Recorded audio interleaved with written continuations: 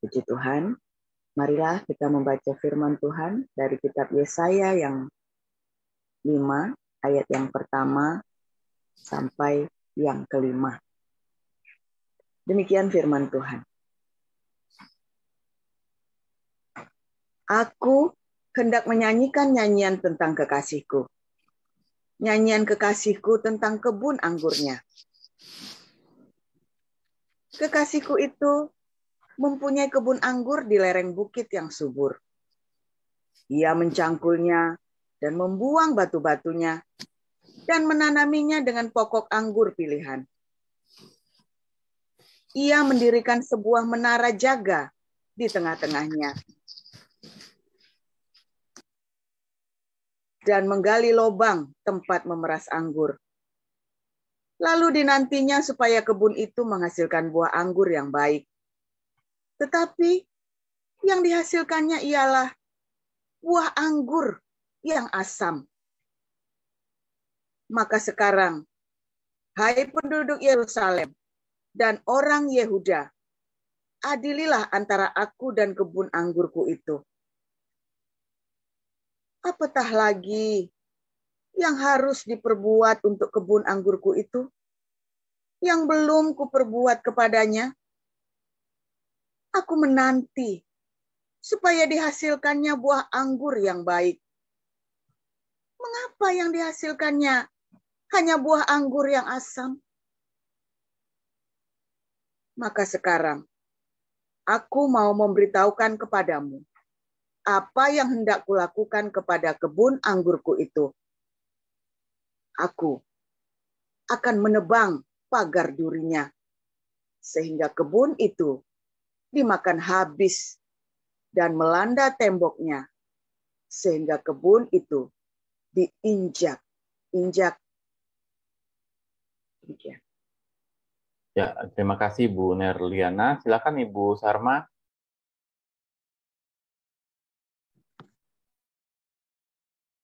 Di unmute, Bu. Baik, saya akan membacakan dari Matius 11 ayat 25 sampai 30. Beginilah firman Tuhan. Pada waktu itu berkatalah Yesus, Aku bersyukur kepadamu, Bapa, Tuhan langit dan bumi, karena semuanya itu Engkau sembunyikan bagi orang bijak dan orang pandai, tapi Engkau nyatakan kepada orang kecil. Ya Bapa, itulah yang berkenan kepadamu. Semua telah diserahkan kepadaku oleh Bapakku, dan tidak seorang pun mengenal anak selain Bapa, dan tidak seorang pun mengenal Bapa selain anak, dan orang yang kepadanya anak itu berkenan menyatakannya. Marilah kepadaku, semua yang letih, lesu, dan berbeban berat, aku akan memberi kelegaan kepadamu. Pikulah kuk yang kupasang dan belajarlah padaku, karena aku lemah lembut dan rendah hati, dan jiwamu akan mendapat ketenangan. Sebab kuk yang kupasang itu enak dan bebanku pun ringan. Demikian. Ya, terima kasih Bu Sarma. Silakan Ibu Lucy. Baik. Terima kasih Pak Mulia. Lukas 18 ayat 31 sampai 33.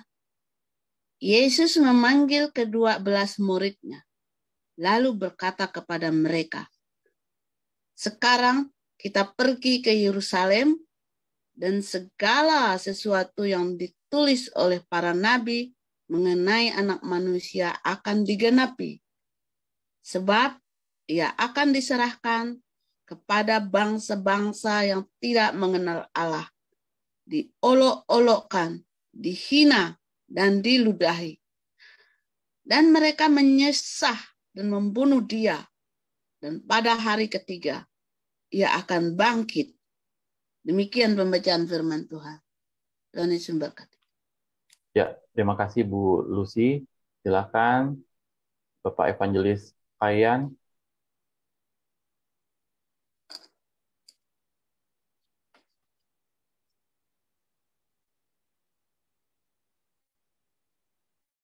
mic-nya dibuka, Ya. di unmute pakaian ya. Terima kasih Pak Silakan. Mulia. Sudah kedengaran ya? Ya, bagus Pak. Tapi minta maaf, pembacaan yang pertama saya salah menulis. Itu sebenarnya Yesaya 53 ayat 1 sampai 5. Oke, baik. Boleh dibaca Dibacakan ulang? ulang ya oleh oleh Ibu Liana. Silakan Ibu Liana. Yesaya 53 ayat 1 sampai 5. Ya. Baik. Silakan Bu. Yesaya 53 ayat 1 sampai 5. Demikian firman Tuhan. Siapakah yang percaya kepada berita yang kami dengar? Dan kepada siapakah tangan kekuasaan Tuhan dinyatakan? Sebagai taruk, ia tumbuh di hadapan Tuhan, dan sebagai tunas dari tanah kering. Ia tidak tampan, dan semaraknya pun tidak ada, sehingga kita memandang dia. Dan rupa pun tidak, sehingga kita menginginkannya. Ia dihina dan diindari orang, seorang yang penuh kesengsaraan dan yang biasa menderita kesakitan. Ia sangat dihina, sehingga orang menutup mukanya terhadap dia. Dan bagi kita pun, dia tidak masuk hitungan.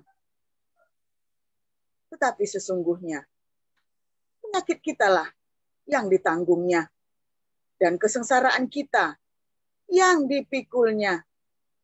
Padahal kita mengira dia kena tulah, dipukul, dan ditindas Allah. Tetapi dia tertikam oleh karena pemberontakan kita. Dia diremukkan oleh karena kejahatan kita. Ganjaran yang mendatangkan keselamatan bagi kita ditimpakan kepadanya. Dan oleh bilur-bilurnya kita menjadi sembuh. Demikian.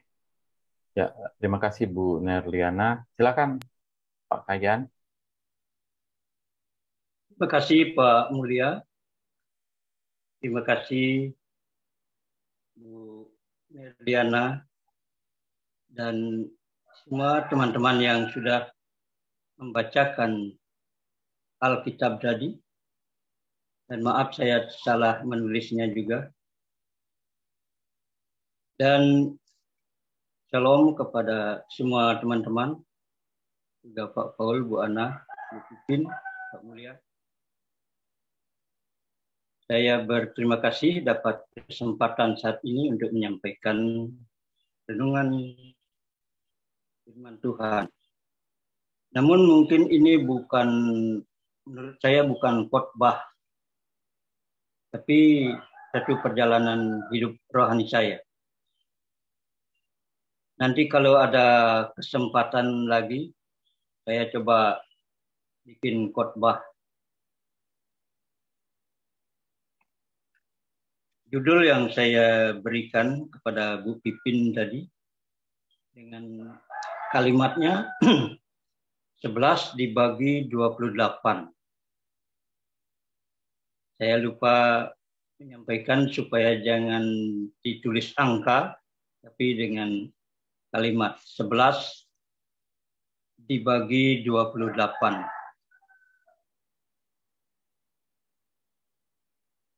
Bapak Ibu, saya minta maaf karena seperti sinyalnya lemah. Saya ada pakai video. Bapak Ibu, saudara-saudara sekalian,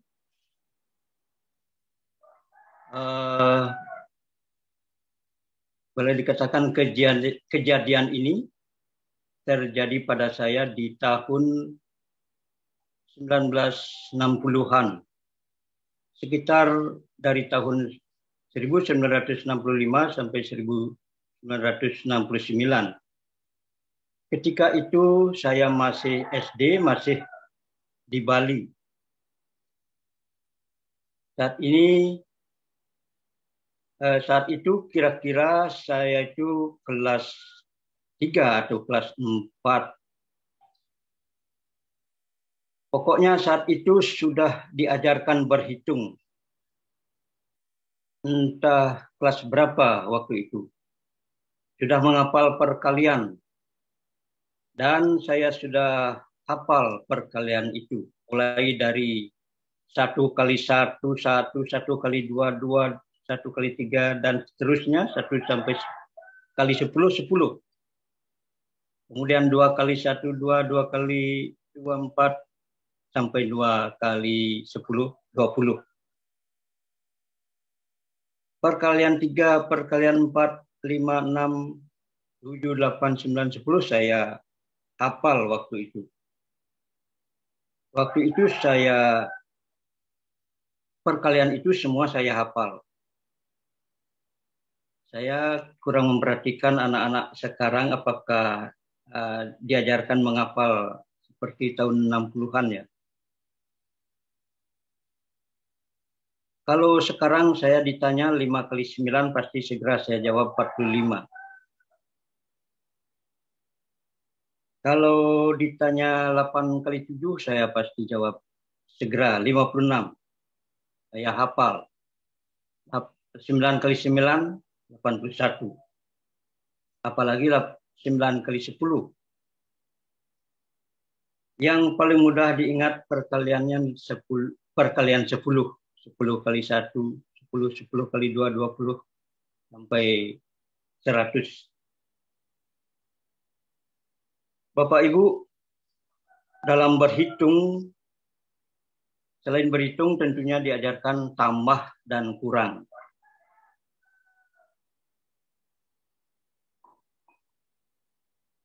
Kemudian pasti tidak ketinggalan diajarkan hitungan bagi. Bicara tentang hitungan bagi, karena perkalian saya sudah hafal, maka untuk membaginya bagi saya itu sangat mudah. Misalnya, kalau tadi kita menghafalkan 8 kali 8, 64, maka kalau ditanya 64 bagi 8, segera saya akan tahu 8. 45 dibagi 9, segera kita tahu 5. 81 dibagi 9, pasti 9. Dan seterusnya. Nah, Bapak, Ibu, teman-teman, pada masa-masa itu, pada masa-masa saya mendapat pelajaran berhitung, saya mendapat kertas selebar KTP ya, selebar ini. Di mana kertas ukuran seperti ini tidak mudah untuk robek.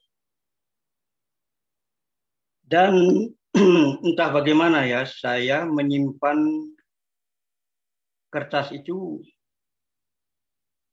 lama sekali.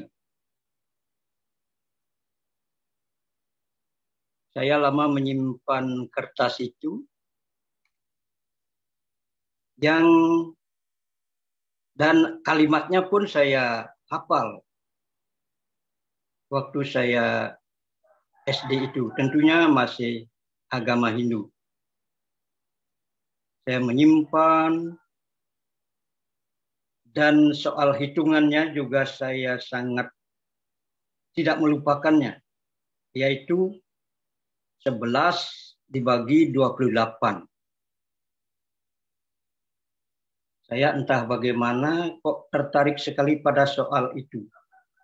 Mungkinkah karena saya sedang belajar berhitung di sekolah, di SD, saya selalu teringat 11 dibagi 28. Apa itu? Saya menghafalnya terus dan mengingatnya terus seperti saya menghafal perkalian tadi. Dan Bapak Ibu, Di tahun-tahun itu pula, selama SD, setiap kali lepas dari sekolah, kami pergi mencari rumput di ladang atau di pinggiran sawah untuk makanan sapi. Di situ saya mencari rumput dengan banyak teman-teman, dan salah seorang teman mencari rumput itu bercerita kepada kami, kepada saya, begini. Dia bercerita bahwa ada yang namanya Yesus, waktu lahir mau dibunuh dia. Sampai Yesus itu lari ke Mesir. Dan saya langsung menjamak rambut teman saya itu. Menjamak apa itu ya? Saya langsung jamak begini, goyang-goyang.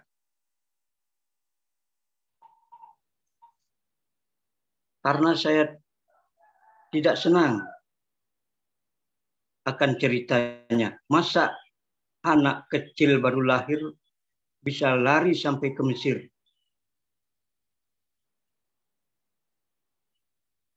Dan teman saya itu membiarkan saja kepalanya saya goyang, rambutnya saya ambil.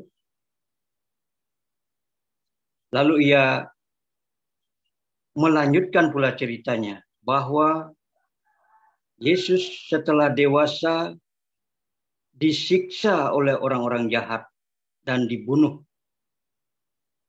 Saya bilang biarkan saja orang itu disiksa, dibunuh. Pasti orang itu orang jahat pula. Kalau tidak, ngapain dia disiksa? Bapak Ibu, lanjut lagi dia cerita. Bahwa Yesus yang mati itu, mati dibunuh, 3 hari kemudian hidup kembali. Lagi-lagi saya mencamah rambut di kepalanya, menggoyang-goyangnya, sambil berkata, omong kosong kau. Saya tidak percaya orang sudah mati dikubur 3 hari, hidup lagi. Teman saya itu membiarkan saja kepalanya dikemplang-kemplang. Dia tidak melawan. Karena mungkin dia merasa lebih kecil dari saya. Nah, lanjut. Di tahun 1970, bulan Juni saya meninggalkan Pulau Bali, transmigrasi ke Sulawesi Tengah, mengikuti program transmigrasi. Mungkin waktu itu program Merdo Baru. Bersama rombongan saya berangkat dari Bali ke Surabaya. Dari Surabaya menumpang kapal laut Ekspres Abeto. Cukup lama di lautan, 7 hari. Nah, di dalam perjalanan itu saya punya rencana dalam hati. Saya akan membilang saya mau masuk gereja di Sulawesi supaya dapat pembagian tanah. Tetapi setelah mendapat pembagian lahan tanah, saya tak akan masuk gereja. Saya merasa kasihan pada agama saya, agama Hindu, untuk ditinggalkan. Sesama anak-anak kecil di waktu itu, anak remaja, obrolan seperti itulah selalu kami katakan di dalam perjalanan di atas kapal itu.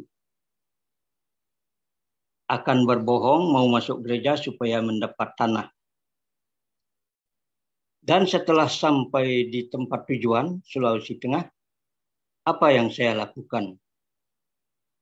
Belum mendapat pembagian tanah. Ketika tiba hari Sabtu, saya diajak oleh teman-teman yang di kampung itu pergi menghadiri kebaktian hari Sabtu, kebaktian malam minggu, Piston namanya. Saya ikut. Sampai di sana saya melihat orang menyanyi, membaca Alkitab. Saya hanya menonton, duduk, belum tahu menyanyi, belum punya Alkitab, belum membaca Alkitab. Besoknya hari Minggu, saya dijemput lagi oleh teman-teman di situ datang ke gereja. Saya ikut saja. Di gereja sama saja dengan di hari Sabtu, malam Minggu. Saya hanya menjadi D3 waktu itu. Datang, duduk, dengar. Tapi heran akhirnya saya kok rindu supaya hari Sabtu cepat datang. Saya menanti-nantikan sekali hari Minggu. Saya akan kembali masuk gereja. Masuk kelas sekolah minggu. Saya heran, saya kok akhirnya tertarik ke gereja. Akhirnya rencana saya untuk tidak mau jadi Kristen, menjadi mau dan senang. Dan mulailah saya membaca Alkitab yang saya pinjam dari teman. Mulai kitab Kejadian saya baca. Yang sifatnya sejarah saya baca. Ayub saya tidak baca semua. Mazmur saya lewatkan. Kitab Nabi-Nabi saya lewatkan.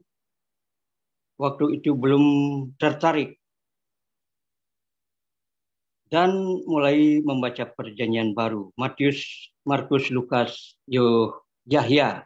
Waktu itu Yahya, saya ingat. Bukan Yohanes, sekarang Yohanes. Akhirnya saya mendapat beberapa ternyata. Ternyata soal berhitung yang saya dapatkan di Bali itu, 11 dibagi 28, itu merupakan alamat dari apa yang saya hafalkan waktu masih kecil itu. Waktu belajar berhitung, tentunya waktu masih beragama Hindu. Bagaimana saya membacanya waktu itu? Saya membacanya begini. Marilah kepadaku semua yang letih lesu dan berbeban berat, aku akan memberi kelegaan kepadamu, Mat. Gitu saya membaca. Marilah kepadaku semua yang letih lesu dan berbeban berat, aku akan memberi kelegaan kepadamu, Mat. Di bawahnya, seperti yang saya sebutkan tadi, 11 dibagi 28. Nah, itu ternyata pertama yang saya dapatkan. Selanjutnya ternyata berikut. Yang kedua yaitu apa yang diceritakan teman saya waktu kecil sambil mencari rumput itu, bahwa Yesus waktu lahir dia memang mau dibunuh oleh Herodes. Dan ternyata itu benar, saya membacanya di Matius. Dan ternyata memang benar Yesus itu dilarikan ke Mesir. Kemudian ternyata berikutnya, ternyata benar bahwa Yesus yang dibunuh dan setelah 3 hari dalam kubur, hidup lagi dan bangkit.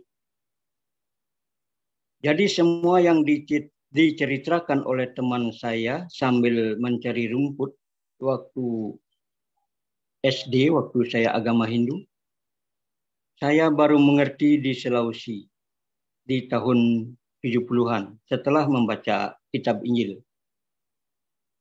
Dan semua berita yang pernah saya dengar, yang pernah saya tidak percayai, akhirnya saya percaya di Sulawesi Tengah setelah membaca Alkitab.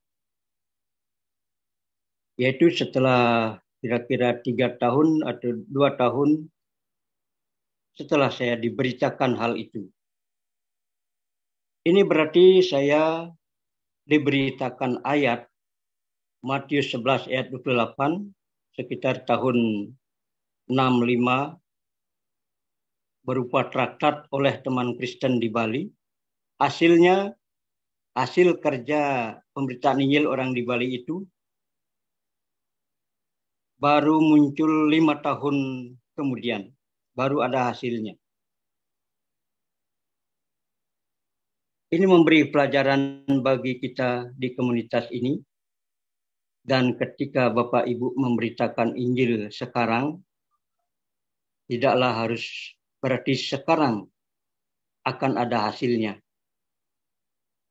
Orang jadi percaya bisa saja setahun kemudian, atau 2 tahun kemudian, 3 tahun, atau 5 tahun kemudian, seperti yang saya alami dalam kehidupan saya.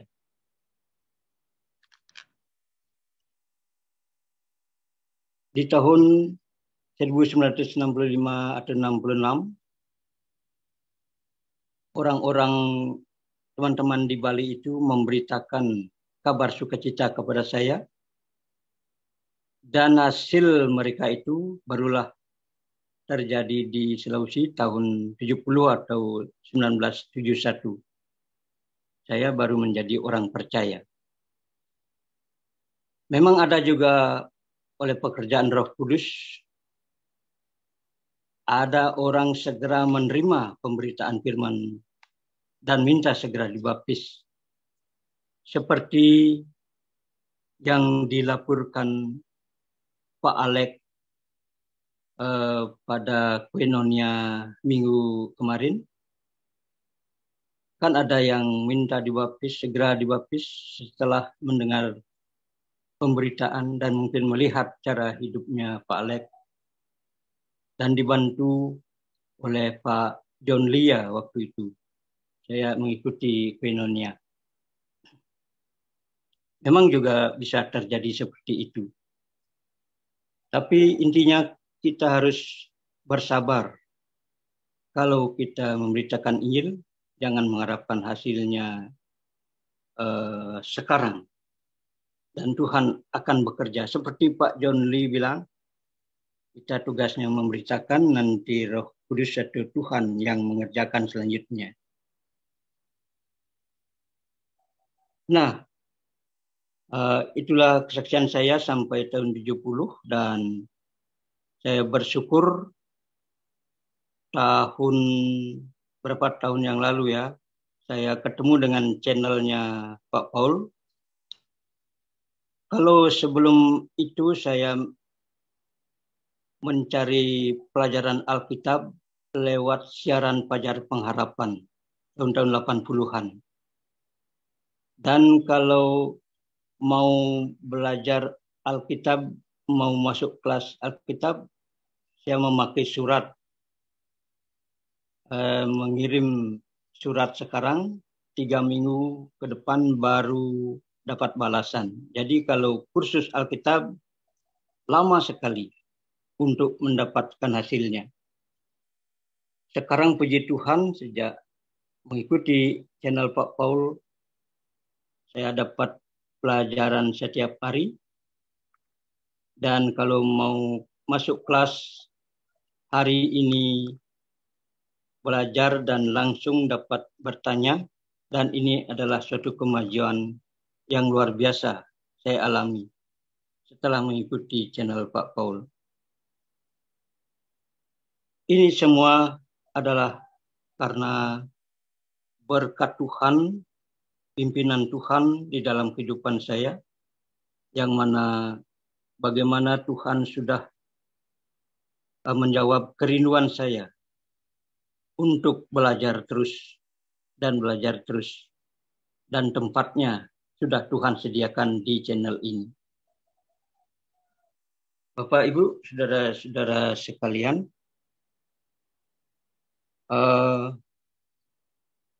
tentang ayat tadi yang saya baca waktu di Bali, seperti orang berhitung, 11 dibagi 28, ternyata itu adalah ayat janji Tuhan Yesus yang sangat berkesan bagi saya. Dan saya selalu ingat itu. Marilah kepadaku semua yang letih lesu dan berbeban berat, aku akan memberikan kelegaan kepadamu. Banyak beban berat yang saya alami dan saya percaya bahwa Tuhan Yesus akan menanggung beban saya itu. Terpujilah Tuhan. Amin. Demikian Bapak Ibu, saya menyampaikan perjalanan rohani saya. Saya bilang tadi bukan khotbah. Maka dari itu pembacaan itu kan tidak saya uraikan. Nanti kalau ada kesempatan saya coba menyusun khotbah. Terima kasih, saya kembali